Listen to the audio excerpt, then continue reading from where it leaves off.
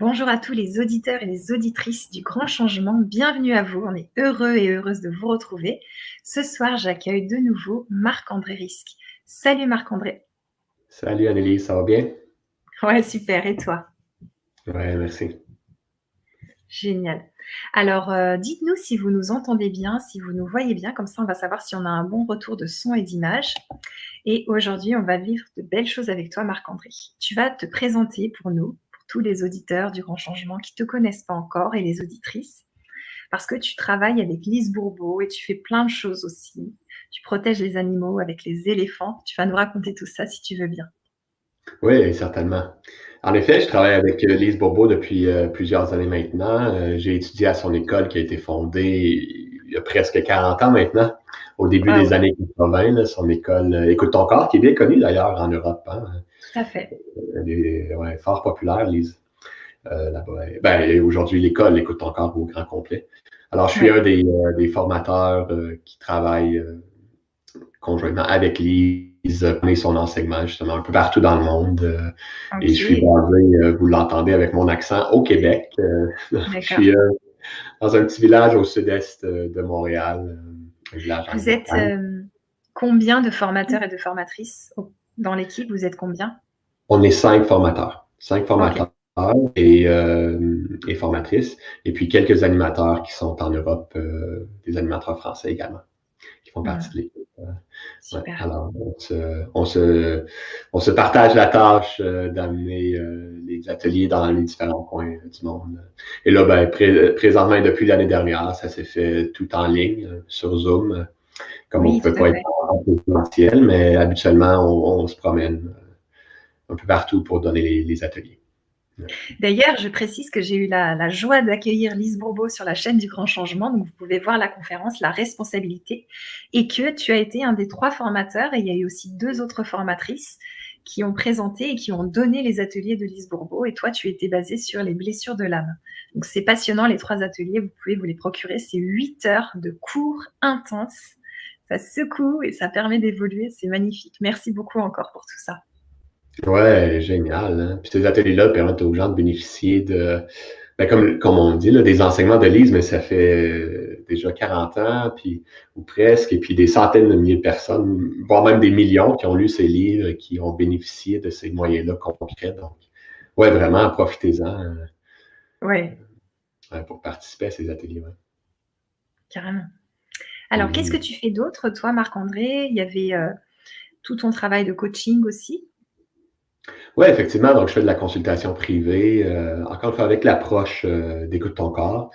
Euh, donc, j'aide des gens avec différentes problématiques, que ce soit le stress, la maladie, comme on va aborder aujourd'hui, la confiance en soi, des problèmes de couple même ou de relations diverses. Donc, je fais de la consultation en privé. Euh, Comme je te parlais aussi il y a quelques minutes à peine, je suis aussi formateur pour l'Institut SAE, qui est une institut française, mais qui dispense les enseignements de Lise Bourbeau, mais Oui, de ce côté-là, on se concentre avec SAE à donner les enseignements dans le milieu du travail. Donc, pour améliorer notre qualité de vie au travail, retrouver ou booster son enthousiasme, ben, c'est ce qu'on fait à SAE. Donc, c'est euh, encore une fois avec des ateliers et de la consultation privée pour accompagner les gens, mais cette fois-là, plus dans le cadre des entreprises. Et tantôt, tu super. parlais Oui, de l'aide aux animaux. Ben, j'ai aussi une oui, entreprise qui, ça fait des années maintenant que je suis entrepreneur, une dizaine d'années maintenant. Et mon entreprise s'appelle Libère ton éléphant. Donc, ça fait déjà quelques fois maintenant qu'on se rencontre pour Libère ton éléphant. Le thème principal de l'entreprise, eh bien, c'est d'aider les gens à développer leur discipline. Alors, on a ok. vu dans la conférence qu'on a fait ensemble il y a quelques semaines de ça maintenant, Oui, on a redéfini ensemble, et on va le retravailler aujourd'hui, on a redéfini ensemble la discipline. Et à partir de là, ben, de voir comment on peut apprendre à être libre, nous, dans notre vie, en ayant toujours de plus en plus de discipline. Et ce qui est bien avec la discipline, c'est que tout problème qu'on a, et on va le voir aujourd'hui dans l'atelier sur la maladie, c'est toujours à la base d'un problème de discipline. Mais un problème de ok. discipline, comme on l'a défini lors de la vibra-conférence. Et ce qu'on fait à Libère ton éléphant, ben, c'est pour chacun des clients qui entre dans le programme, ben, va adopter, parrainer un éléphant dans le besoin. Comme OK. les éléphants, ben, c'est une des espèces qui est en danger, malheureusement. Alors, une partie de ce qui est payé pour le suivi avec Libère ton éléphant pour les gens, ben, va directement à l'adoption d'un éléphant dans le besoin. Super, merci. Alors, on a vécu déjà 2 beaux ateliers. L'atelier 1, vibrez ce que vous voulez et vous l'obtiendrez. Et l'atelier 2, se connecter à son âme pour devenir créative, confiante et libre. Donc ça, c'était hyper puissant. Tu as donné beaucoup lors de ces ateliers, c'est intense. On va en parler, mais déjà, on va commencer par l'atelier 3 qui se passe juste après cette présentation. Donc, on vous invite à nous rejoindre pour vous procurer donc les 3 ateliers de Marc-André Risque. C'est juste ici, en suivant le lien que je vous mets dans le chat. C'est précieux, c'est vraiment un formateur très puissant. Et j'aimerais que tu nous parles, Marc-André, de se libérer de la peur de la maladie. C'est très d'actualité, les gens ont peur. Donc, qu'est-ce que tu peux nous dire par rapport à ça et qu'est-ce qu'on va vivre dans cet atelier? Ouais, ben, en fait, comme tu dis, c'est d'actualité plus que jamais. Oui. Ce qui se passe depuis l'année dernière. Et ce qu'on peut remarquer avec ce qui se passe depuis l'année dernière, c'est à quel point cette peur-là de la maladie est grande en soi. Elle existe vraiment, cette peur-là. Et tu sais, comment se libérer de la peur de la maladie? Ben, c'est la même chose pour toutes sortes de peurs. Éventuellement, on doit faire face à nos peurs pour les surmonter. C'est la même chose pour la peur de la maladie. Donc, c'est un peu l'opportunité du virus en ce moment, hein, de se permettre d'apprivoiser notre peur de la maladie. Et c'est comprenable cette peur-là parce que c'est beaucoup associé, la maladie, à la souffrance des gens qu'on aime, mais aussi notre propre souffrance physique et rattachée parfois à la mort, donc à la séparation. Alors, on comprend très bien cette peur-là. Maintenant, comment on fait pour s'en libérer? Bien, c'est comme toute peur. C'est d'abord, c'est important d'aller chercher les connaissances, l'information nécessaire, puis ensuite de passer à l'expérience. C'est pour ça qu'on le fait sous forme d'atelier, pour mettre en pratique ces connaissances-là. Et plus on a ces connaissances-là, plus on expérimente, plus on sent qu'on peut faire face à nos peurs et éventuellement les surmonter. Donc, on va voir ça ensemble aujourd'hui au cours de l'atelier. Ok, merci. Alors, est-ce que tu veux nous résumer qu'est-ce que ça apporte ces 3 ateliers que tu nous proposes sur le grand changement? Donc, ce sont donc des ateliers qui sont disponibles à vie. Vous pouvez vous les procurer à tout moment. Je vous le rappelle, c'est important. Les ateliers sont disponibles à vie, donc c'est non périssable. Ces 3 vidéos que vous avez, vous pouvez les voir, les revoir, jusqu'à ce que ça rentre, jusqu'à ce que vous expérimentiez vraiment les choses. Alors, qu'est-ce qu'on apprend et qu'est-ce que ça nous apporte? Qu'est-ce que ça change dans notre vie, ces 3 ateliers, Marc-André? La liberté! Oh! Être libre, d'être soi et de faire l'expérience de soi, améliorer sa qualité de vie, se sentir bien dans sa peau. Je sais que les auditeurs du Grand Changement aiment beaucoup parler de l'âme, de ce qui est spirituel. Et on est tous des êtres spirituels. Donc, ce que les ateliers font, c'est d'amener un côté pratique. Comment je peux vivre ma spiritualité au quotidien en étant épanoui? C'est vraiment ce qu'on parle dans ces 3 ateliers-là. Donc, c'est des moyens pratiques pour aller vers un mieux-être. Quand je parle de mieux-être, c'est l'âme qui souffre d'être coincée sous l'emprise de toutes ces peurs-là, de toutes ces croyances-là, de l'ego finalement. Alors, on voit ensemble comment s'en libérer pour aller vers une vie où on est libre, on est en santé, joyeux, confiant, on se sent bien. Voilà. Est-ce que tu utilises les enseignements de Lise Bourbeau dans les ateliers que tu nous proposes? Oui, certainement, c'est teinté de ces enseignements. Alors, c'est pas directement un atelier, ça, ici, d'écoute ton corps. Ce ne sont pas des ateliers d'écoute ton corps, mais bien de libère ton éléphant. Mais effectivement, comme j'enseigne aussi à écoute ton corps, ben, il y a des principes qui se retrouvent dans écoute ton corps, des principes que j'ai pris ailleurs aussi. J'utilise aussi de ma créativité pour libérer ton éléphant. Donc, il y a des choses un peu partout qui. Ok. Et je sais qu'il y a un beau lien que tu fais entre les éléphants, leurs cordes et les croyances limitantes des gens. Est-ce que tu peux nous expliquer ça? Ouais. Ben, nos croyances font partie de notre ego, hein, ce qu'on a développé depuis qu'on est tout jeune et qui très souvent va empêcher de nous d'aller vers ce qu'on veut, d'atteindre nos buts, nos objectifs.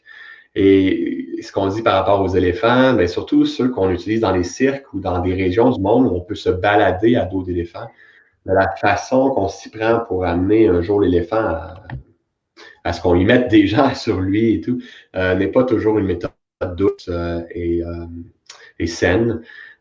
Je vous laisse le soin, si vous voulez, d'aller voir sur YouTube, justement, des vidéos de ça, de comment on dresse des éléphants. Ça peut être assez violent. On le fait à l'aide de chaînes et de cordes, très souvent, Ouais, pour d'accord. leur faire comprendre, c'est que la corde et les chaînes sont beaucoup plus fortes qu'eux. Et on le fait dans un moment de la vie de l'éléphant où il est encore très jeune, où on peut le contrôler facilement.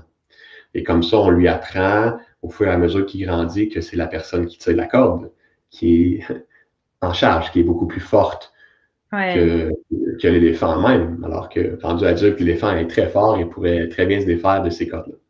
Alors, c'est pour faire le lien avec un peu le conditionnement qu'on a eu, oui, mais qu'on a mis en place, nous. Tu sais, souvent, on s'en rend pas compte, mais on a décidé des choses. On est responsable de notre vie. Donc, en très bas âge, on a décidé des choses euh, qui sont devenues des croyances. Et puis, j'apparente ça à ces cordes-là que l'éléphant, lui, a littéralement autour de ses pattes ou de son cou quand il est adulte. Mais nous, nos cordes sont invisibles, mais elles existent bel et bien.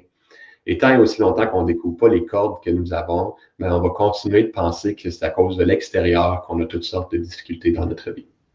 Mmh. Et en fait, c'est pas ça. Ça vient de nos croyances à l'intérieur, c'est ça? Ben, nous sommes des êtres créateurs et on l'a oublié, et on a oublié notre grand pouvoir. Et malheureusement pour nous, quand on n'est pas conscient des cordes, qu'on a des croyances limitantes que tu appelles, qu'on a, ben, on se rend pas compte que notre pouvoir, c'est là qu'on le met. On n'est pas en train de Mmh. créer ce qu'on veut, on est en train de nourrir encore plus nos croyances et nos peurs. Et c'est pour ça que l'âme souffre. OK, merci. Alors ce soir, je vous invite à nous rejoindre à l'atelier 3, se libérer de la peur de la maladie. Ça va être puissant, ça va être fort. J'aimerais savoir, Marc-André, quand on côtoie des gens qui sont malades et qu'ils ont peur, on a peur pour eux, quand c'est des gens de notre famille et tout ça, comment on fait? Est-ce que tu vas nous apprendre dans cet atelier à se libérer de la peur de la maladie pour pas soi-même, tu vois, vibrer cette peur? Ouais. Ben, c'est comme tu dis, c'est soi. Donc, ça prend tout un travail en soi, parce que c'est D'accord. la plus grande peur habituellement chez les gens, la peur de la séparation, de la mort. Et comme on équivaut très souvent la maladie à la peur, ben, à la mort ou à la séparation. Et quand je dis la mort, la séparation, c'est parce que très souvent on associe la mort à la fin, la séparation ultime, on n'existe plus, c'est fini. Donc, c'est ce qui nous fait très peur. Donc, comme tu dis, pour ne plus vibrer ça, ben, ça prend beaucoup de travail sur ça. Ça prend à apprendre à maîtriser cette part-là, à maîtriser sa propre énergie. Et pour apprendre à la maîtriser, on doit être conscient que ces parts-là vivent en nous et on doit savoir aussi qu'est-ce qui se cache derrière. C'est surtout ça qu'on va voir ensemble aujourd'hui. Euh, Pourquoi on s'attire des malaises, des maladies, peut-être pourquoi nos proches aussi, on ne peut pas savoir pour eux, eux doivent faire leur travail aussi, mais pourquoi ils s'attirent certains malaises ou maladies, qu'est-ce qu'on a à apprendre là-dedans, tous les gens qui sont impliqués, tu sais. Même quand nous, on n'est pas malade, mais que nos proches sont malades, les gens qu'on aime, qu'est-ce que c'est là pour nous apprendre? Tu sais. Ça, je trouve que c'est le plus difficile quand nos proches sont malades. Comment ne pas Mhm. vibrer de la peur? Ça, on va le voir donc dans l'atelier. Ouais, c'est bien ça. On va voir en fait qu'est-ce qui se cache derrière. Qu'est-ce qui. En fait, on va voir ensemble, parce que pour apprendre à gérer la peur de la maladie chez nos proches, c'est que ça vient éveiller notre propre peur à nous, de Ouais. la maladie, de la souffrance, de la mort, de la faim. Donc, on doit apprendre à gérer cette peur-là. Et ce qu'on va voir ensemble, ben, c'est qu'on n'a pas à avoir peur de la maladie ou de la mort ou de. Tu sais, c'est ça que je disais plutôt on va aller chercher des connaissances par rapport à ça. Qu'est-ce que la maladie vient nous dire? Et ça, déjà, ça Mmh. va aider à calmer un peu la peur, même si ça ne la fait pas disparaître, pour ensuite voir comment on peut gérer la maladie autrement que dans la peur. OK.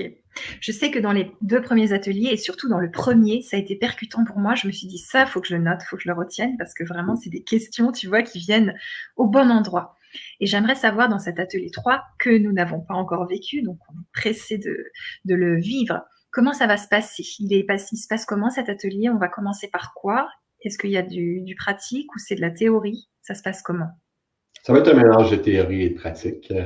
Et on va d'abord faire le lien entre, parce que, ben, ouais, on va revenir sur la discipline, c'est tellement important. Les gens ont associé une mauvaise définition à ça, mais on va faire le lien entre discipline et maladie. On va voir que D'accord. de la maladie, il y a un manque de discipline, mais pas pour la raison que les gens croient généralement.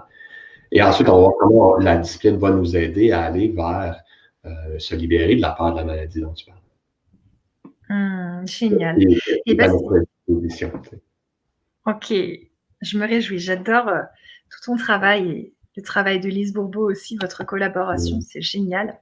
Donc on va s'empresser d'aller vivre cet atelier 3. Vous pouvez nous rejoindre en vous procurant donc les 3 ateliers de Marc-André Risque qui sont disponibles à vie. Je vous mets le lien donc dans le chat et c'est le moment pour nous d'y aller. Donc on vous attend maintenant ou plus tard. Alors, est-ce que tu veux nous dire un petit peu, Marc-André, qui peut venir? Est-ce que c'est tout le monde? Est-ce que c'est Qui peut certaines venir? personnes? Ben Ouais, oui, c'est un thème pour tous là, aujourd'hui. d'accord. C'est pas bon, en fait, les gens qui ne vivent pas de peur par rapport à la maladie ou la mort. C'est encore une fois ce que le coronavirus nous a montré depuis l'année dernière, pourquoi c'est à l'échelle planétaire comme ça, du monde dans plusieurs régions, que ça sème la panique, c'est parce que cette peur-là est présente dans beaucoup d'entre nous. Et comme tu le disais plus tôt, soit on peut avoir peur de nous tomber malade, mais très souvent, ce qui va être difficile à gérer, c'est la maladie chez les autres. Et ça inconsciemment, c'est que ça reflète